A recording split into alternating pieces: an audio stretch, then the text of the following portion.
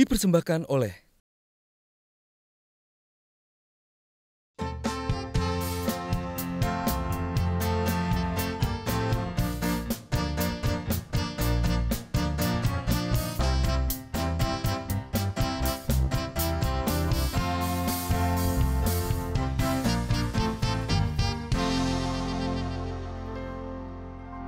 masih di Indonesia, ide untuk Indonesia.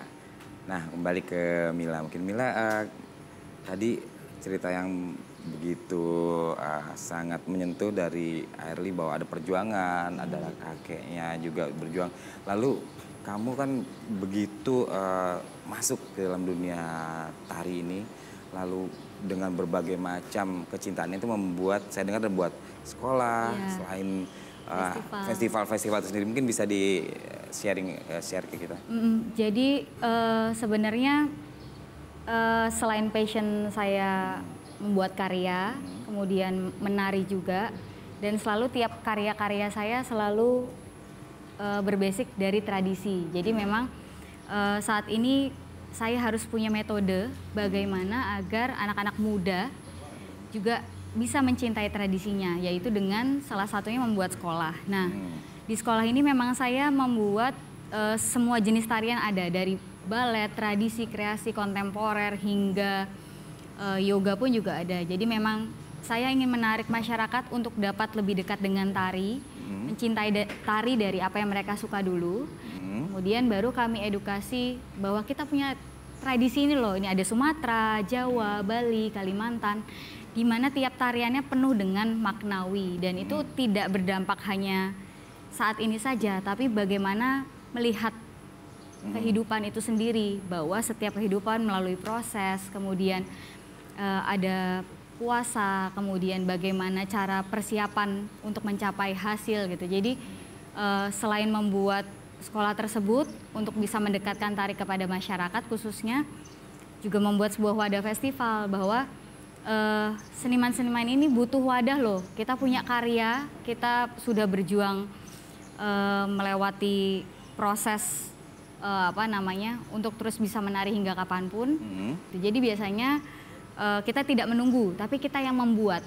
Jadi kita adalah kreator. Kalau Mbak Airly mungkin pernah nggak ada tanggapan, misalnya atau ada orang yang berpikir bahwa tari topeng, wah kok kayaknya kuno gitu, terus males belajar itu. Akhirnya bagaimana cara menyiasati hal seperti itu? Itu memang terjadi, sangat asli itu terjadi. Karena saya sebelum saya membuat gebrakan baru, saya penelitian dulu kepada yang terutama anak-anak muda dulu ya, yang kita dekat-dekat lah, nggak usah jauh-jauh. Saya di Indramayu, di Desa Pekandangan, saya ada sekolahan banyak di sana. Saya bikin kuesioner ya kepada mereka. Tahu tidak Mimi Rasina? Tahu nggak tari topeng? Tari topeng ini apa karakternya?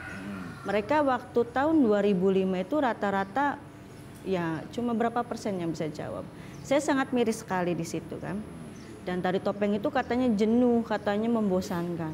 Sehingga saya berpikir, karena saya diberikan warisan dari Mimi Rasina yang tak terhingga, karena warisan alam ya, karena memberikan saya bentuk tari dan juga spirit dari Mimi, saya juga dibarengi dengan education, sehingga saya berpikir gimana caranya tari topeng ini nggak kuno, tapi bisa jadi kini yang tadi saya bilang. Akhirnya saya membuat gebrakan baru tahun 2005, mengemas tari topeng itu sendiri. Tadinya yang durasinya 1 jam, 2 jam, 1 hari bisa 5 menit, bisa 3 menit, bisa 2 menit. Tapi tidak menghilangkan pakem yang sudah ada. Makanya saya di sini gimana caranya regenerasi muda ini jangan sampai hilang. Karena terutama katanya pemusik ya, pemusik itu katanya susah. Kita alhamdulillah di sana itu pemusik dari usia dini sudah bisa Sudah belajar musik. Luar biasa sekali perjalanan Mbak Airly ini, tapi kita juga memang menjadi sebuah dilema ya, para penari ini tradisional yang kadang-kadang dianggap kuno sebenarnya masih bisa dieksploitasi dan juga dikaryakan dengan lebih luas lagi dengan kekinian. Artinya tanpa merusak pakem yang sudah menjadi dasar tariannya. Ini juga ada perjuangan dari seorang penari Bali, kita saksikan tayangan sangat menarik ini.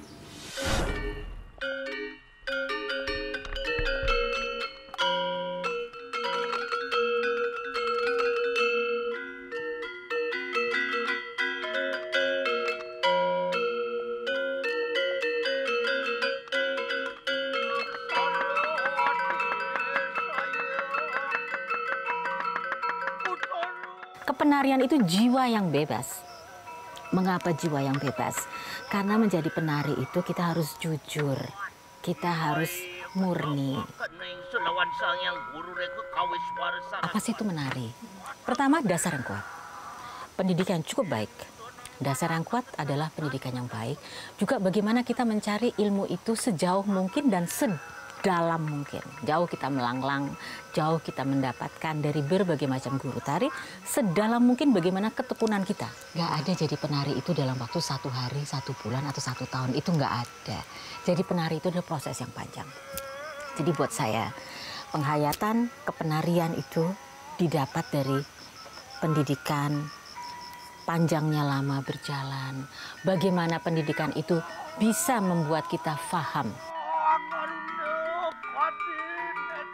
Restu mulai mengenal tari tradisi sejak umur 5 tahun. Sejak saat itu, ia jatuh cinta pada dunia seni tari. Melalui seni tari tradisi, Restu belajar penghayatan, sebuah pijakan untuk mendalami tari yang lebih luas. Dalami nilai dan teknik tradisi sebelum kita melangkah jauh mengambil teknik barat atau teknik modern. Jangan lari dari nilai tradisi itu, karena itu adalah akar atau pondasi kita. Nah, sekarang kan ada pertanyaan, berkembang ke yang sekarang. Sekarang jelas ada tarian modern, ada tarian kontemporer, ada tari-tari yang entertain atau hiburan, ada juga tarian yang seni pertunjukan murni. Itu harus dipisahkan.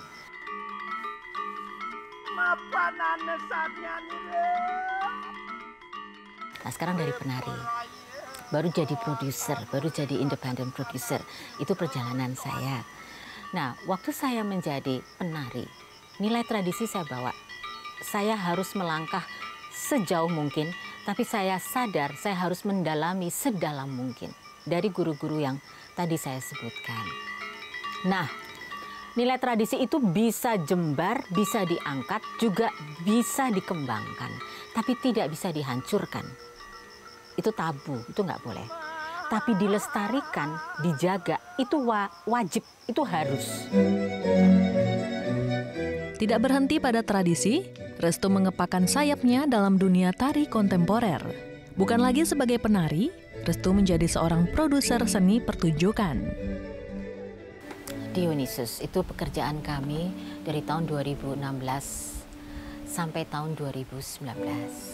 2019 kami akan menjadi tamu dari Singapore Art Festival. Kita akan pentas di Singapura untuk 2 malam.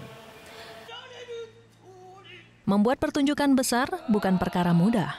Restu harus mencari dan melihat bakat-bakat penari muda. Karena saya sadar Purnati atau institusi saya adalah agent untuk perubahan. Kita harus punya inovasi. Kami adalah agent untuk transformasi. Transformasi apa? Transformasi dari nilai-nilai budaya bangsa Indonesia yang ada. Bangsa apa? Aduh Mbak, jauh-jauh amat sih bangsa. Suku kita banyak, kebudayaan kita kaya, penari kita banyak, aktor kita banyak. Jadi saya sadar, saya mau jadi agent perubahan. Mengapa saya siap berubah? Karena Indonesia sudah berubah. Berubah kemana sih? Nah, itu dia pertanyaan berikutnya. Mudah-mudahan kita tidak merusak kebudayaan kita. Tapi kami, tim kerja kami menjadi agen transformasi perubahan untuk kebudayaan Indonesia yang saya sangat hargai.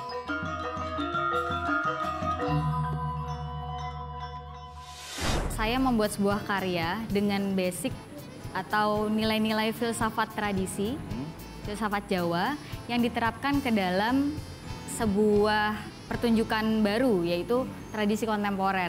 Dipersembahkan oleh